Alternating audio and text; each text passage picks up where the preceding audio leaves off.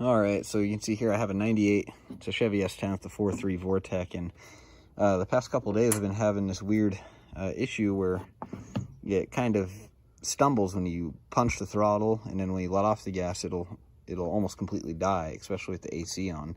Other than that, it runs good. It's got quite a bit of power and everything still, but you get the trouble code P0102, I believe is what it is. It's a low circuit signal to your MAF sensor.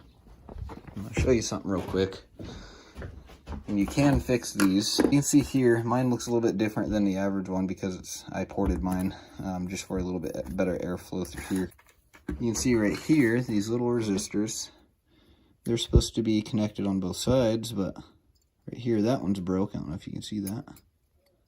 That one's broken completely. And I think it's this one, or it might be the other one. That one's still connected. That one's broken. So that would be the issue right there. And what I'm going to do is I'm just going to hit it with a little bit of solder and clean them, and hopefully it'll be all right. Don't put too much heat on these, but a little bit ain't going to hurt them, because that's how these work anyways, is they have voltage going across them. And basically the middle probe, I think it is, the middle one is what registers the voltage going back to the ECU. These ones have a 5-volt signal coming in, and what it does is it heats those up, and depending on how much air is flowing by these, it cools these down. And the cooler a resistor gets, the more power I believe it lets go through. The hotter it gets, the more power is resisted. So I'm going to try and solder these and see how it works out for me. Solder in there, and that one I put a couple extra just to make it a little bit better, but always remember which way this thing goes in. I'm gonna put it back in and we'll see if it runs a little better. All right, I got it going again, and yes, you see a check engine light still, but that's something completely unrelated.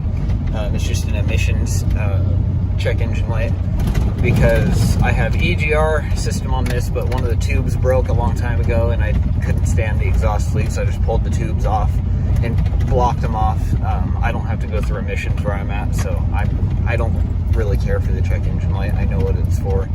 I have an OBD reader every once in a while. Check out the codes just to see what's going on, make sure there ain't any other ones that popped up. But so far so good.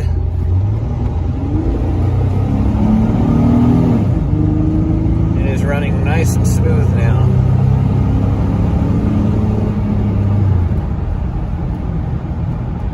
I think that's a fix. Anyways, hopefully this video helps you guys out.